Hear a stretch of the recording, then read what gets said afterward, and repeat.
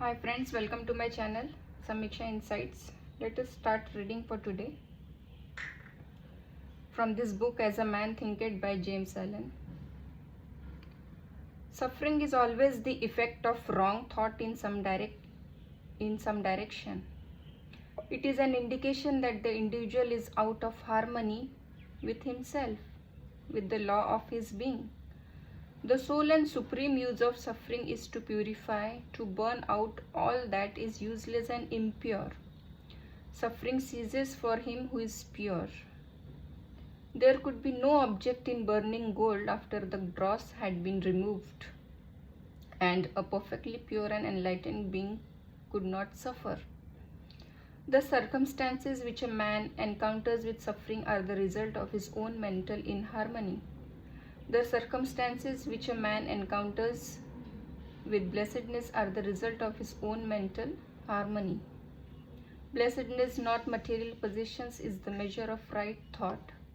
Wretchedness, not lack of material possessions, is the measure of wrong thought. A man may be cursed and rich, he may be blessed and poor. Blessedness and riches are only joined together when the riches are rightly and wisely used. And the poor man only descends into wretchedness when he regards his lot as a burden unjustly imposed. Indigence and indulgence are the two extremes of wretchedness. They are both equally unnatural and the result of mental disorder. A man is not rightly conditioned until he is happy, healthy, and prosperous being.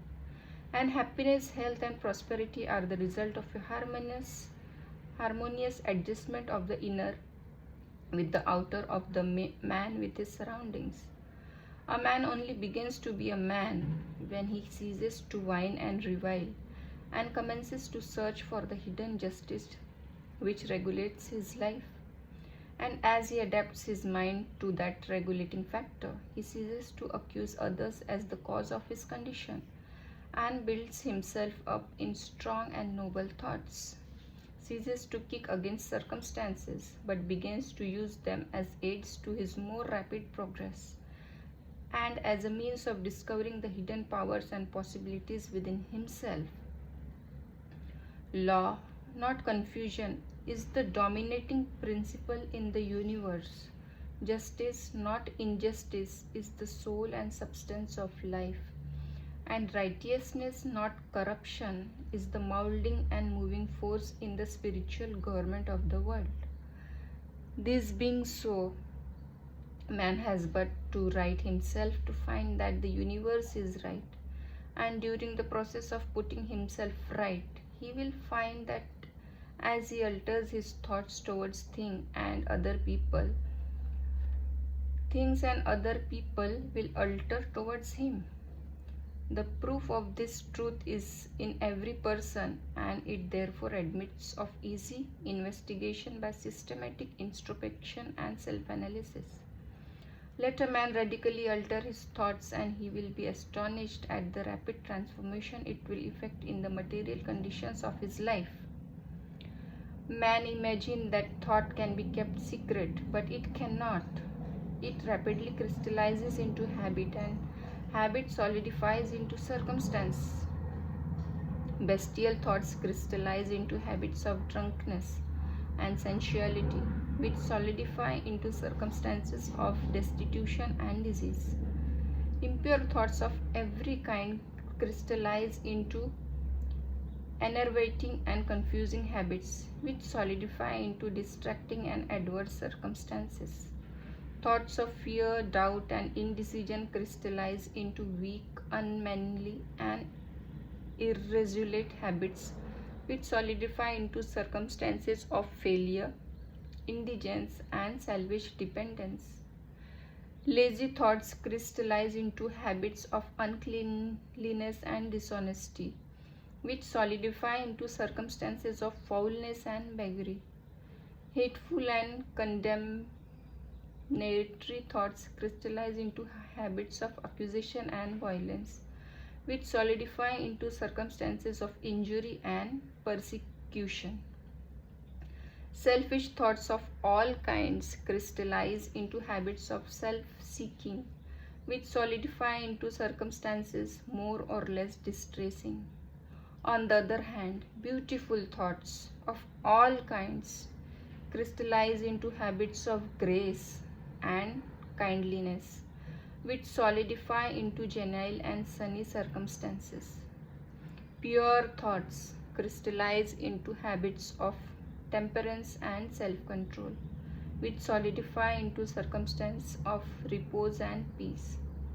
Thoughts of courage, self reliance, and decision crystallize into manly habits, which solidify into circumstances of success, plenty, and freedom. Energetic thoughts crystallize into habits of cleanliness and industry, which solidify into circumstances of pleasantness. Gentle and forgiving thoughts crystallize into habits of gentleness, which solidify into protective and preservative circumstances. Loving and unselfish thoughts crystallize into habits of self-forgetfulness for others, which solidify into circumstances of sure and abiding prosperity and true riches. A particular train of thought persisted in, be it good or bad, cannot fail to produce its results on the character and circumstances. A man cannot directly choose his circumstances, but he can choose his thoughts, and so indirectly, yet surely, shape his circumstances. So let us stop here and reflect on whatever we have read. As you have heard, that we cannot control our circumstances, but we can surely control our thoughts. And as we have read, that if we have the positive thoughts, then it will lead to honesty, it will lead to kindness, then the circumstances will also change. People will be kind to us if we are kind to them. But if we have dishonest thoughts, if we have lazy thoughts, then it will automatically lead to uncleanliness, dishonesty, then hate. Such all kinds of thoughts will be there. So it is very much essential to have the good thoughts in our mind. Many people blame that it's their circumstances, so they cannot do anything about it. But as we have read and learned, that it's not about the circumstances, but the thinking, what you are thinking at that moment, what are your thoughts. So let us stop here for today with great learning and continue tomorrow.